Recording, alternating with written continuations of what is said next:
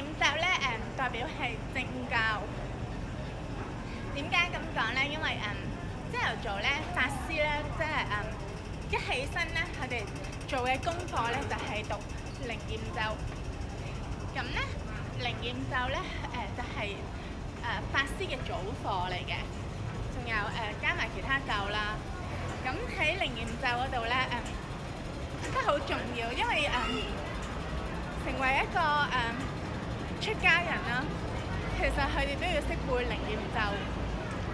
如果我知嘅資訊係咁咧，所以咧，如果你見到一個識背靈驗咒嘅人咧，